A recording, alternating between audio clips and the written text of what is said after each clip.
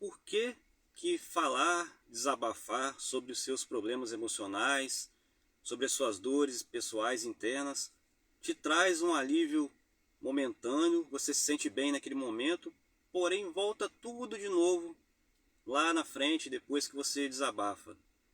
E eu vou te explicar de uma forma simples e resumida, de uma forma rápida, por que isso não funciona. Por que desabafar sobre as suas dores, ficar falando, tentar dar um significado diferente ali, não funciona. Funciona poucas vezes, com poucas pessoas. Muito raro mesmo. E você vai demorar muito tempo fazendo isso. Vamos lá, eu vou te explicar um conceito básico, um conceito de uma forma simples para que você possa entender de uma forma bem resumida. Durante a nossa evolução, o ser humano, o nosso cérebro, o cérebro humano foi sendo evoluído, foi tendo evoluções. E a primeira parte do nosso cérebro que se desenvolveu foi a parte do cérebro reptiliano, que fica mais ou menos aqui atrás, que seria a base do cérebro. Ele é menorzinho, é um cérebro muito rápido, ele é bem rápido mesmo, bem veloz, e ele gasta muito pouca energia para funcionar.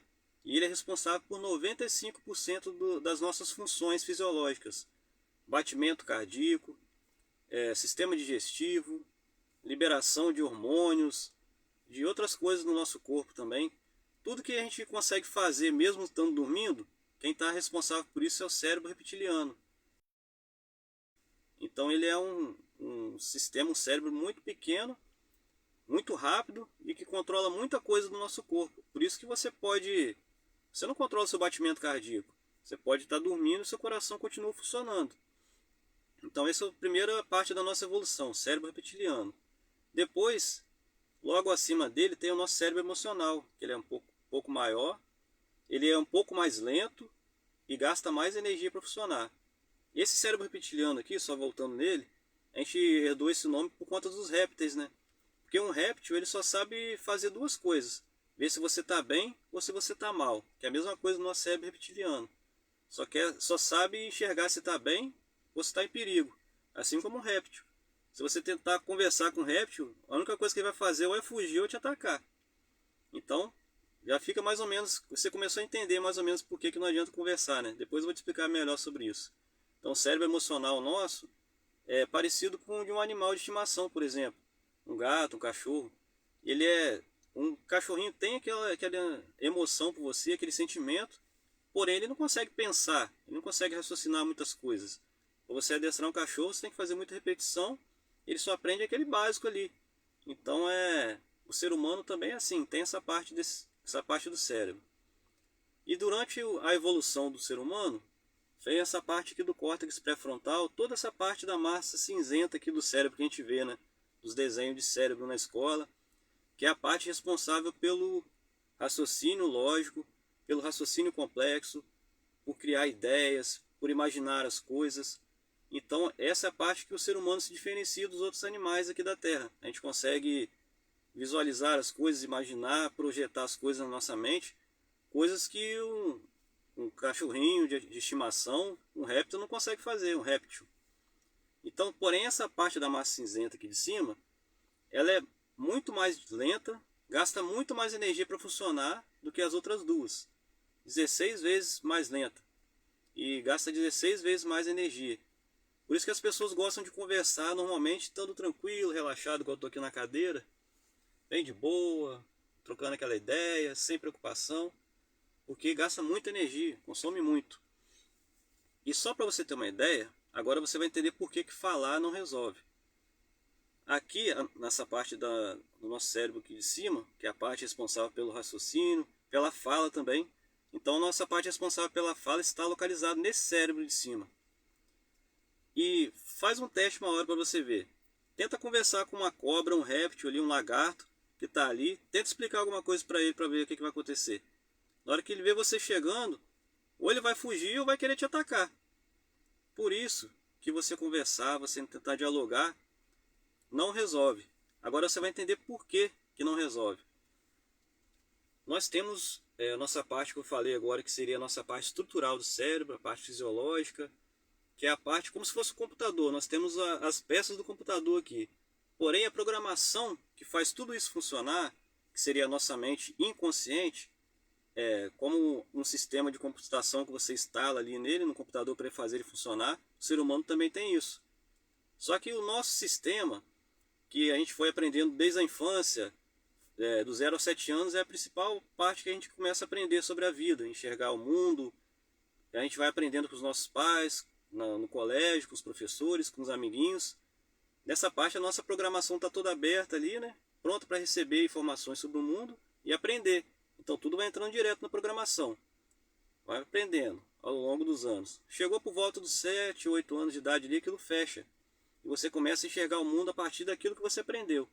E essa programação mental, muitas vezes tem coisas boas ali dentro, porém tem muitos vírus. Vírus no sentido de coisas ruins.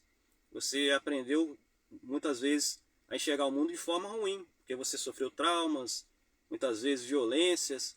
Então você acabou enxergando o mundo de uma certa forma. E toda essa programação mental, ela está localizada justamente no nosso cérebro reptiliano, que é o cérebro que ele é muito rápido, mais rápido que todos, e é o cérebro que muitas vezes você está tranquilo do nada. Quem sofre de ansiedade sabe o que é isso. Você começa a ter o coração acelerado, dispara, você começa a ter uma sensação ruim, de medo, de pavor. É porque a sua parte da sua mente inconsciente, a sua programação mental, ficou instalada justamente no seu cérebro, que é o mais rápido e é o que controla 95% das suas atividades, inclusive o batimento cardíaco, os controles do suor que você vai liberar no corpo, tudo isso, a circulação sanguínea. Então por isso que você sente a somatização no corpo físico. Porque quando você sofre um trauma, um bloqueio, alguma violência durante sua vida, principalmente na infância, que aquilo não foi processado pela sua mente, aquilo se torna um trauma dentro de você, você acaba somatizando alguma coisa no seu corpo físico. Porque seu cérebro, que é responsável por controlar toda essa parte, como eu já disse, é onde está alojada a sua programação mental, fica aqui no cérebro reptiliano. Então já vai direto para o seu sistema nervoso, você começa a sentir muitas coisas no seu corpo físico e muitas vezes não sabe nem porquê. Então só para a gente poder resumir mais isso, por isso que não adianta você conversar, porque a área da fala está aqui e ela não tem um acesso direto a esse cérebro reptiliano que está aqui embaixo. Por isso que a TRG, quando a gente trabalha com reprocessamento generativo, tem tantos resultados em pouco tempo. O que você gastaria aí 3 anos conversando com um profissional baseado na terapia da fala ou comportamentalista, para você estudar seu comportamento, para tentar melhorar o comportamento diante de um trauma que você sofreu. Por isso que o que você demoraria em 3 anos, com uma sessão, você consegue reprocessar com a TRG. Porque a gente trabalha diretamente aqui, ó, na raiz do problema.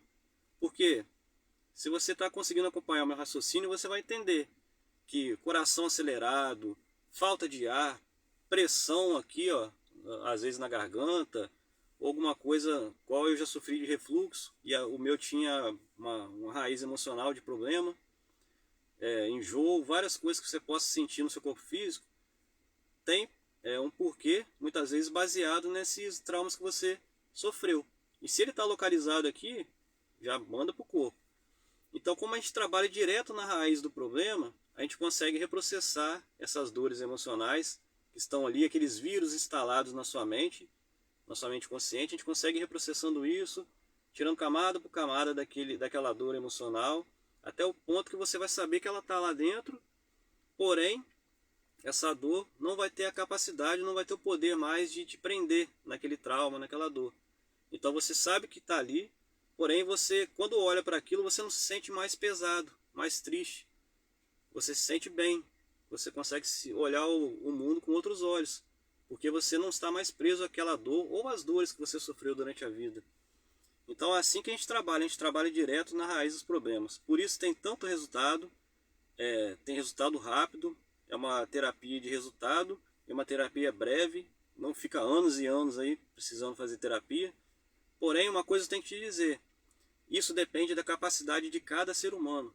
Cada ser humano é diferente, porque a gente usa uma coisa do cérebro ali chamada neuroplasticidade, que é ela que é capaz, que é responsável, melhor dizendo, pelo aprendizado humano, quando você aprende uma coisa nova. Então, quando a gente faz o processo de reprocessamento, em torno daquela dor que você sentiu, você cria literalmente no seu cérebro novos caminhos neuronais para você poder conseguir reprocessar aquela dor e conseguir seguir em frente, mesmo com ela estando ali. Então, cada ser humano vai ter uma neuroplasticidade diferente. Então, não é o mesmo número de sessões para uma pessoa ou para outra. Mas a média é entre 10 e 20 sessões de atendimento. Porém, tem pessoas que vão levar menos. Crianças têm muita neuroplasticidade, porque a criança ela tem a capacidade de imaginar, de criar as coisas, de acreditar maior do que um adulto. O adolescente tem um pouco também, menos que a criança, mas tem bastante. E tem alguns tipos de pessoas, adultos também, que têm bastante neuroplasticidade. Porém, varia de pessoa para pessoa. Às vezes, criança com 5 atendimentos já está de alta. Um adolescente, às vezes, até com 6, 7 atendimentos já está de alta também. Adultos também, que tem muita neuroplasticidade, às vezes com 7, 8 já está liberado. Mas tem gente que vai demorar mais, 10, 20, às vezes até mais. E de acordo com a quantidade de coisas que tem para ser reprocessada também. Beleza? Então, por isso que não adianta você desabafar, você falar sobre suas dores, o seu trauma. Porque uma hora isso vai voltar, não adianta. Porque você teve um alívio rápido ali e você não conseguiu eliminar a raiz do problema. Você pode tomar um remédio, o remédio vai remediar as suas dores, os seus sintomas físicos. Porém, cada sintoma que você sente aqui de dor, de tremedeira no corpo, coração acelerado, desânimo, isso tudo aqui são sintomas, porém a raiz está lá embaixo ainda fazendo mal para você. Então a gente tem que reprocessar a raiz dos problemas para poder conseguir ter um resultado efetivo. Beleza?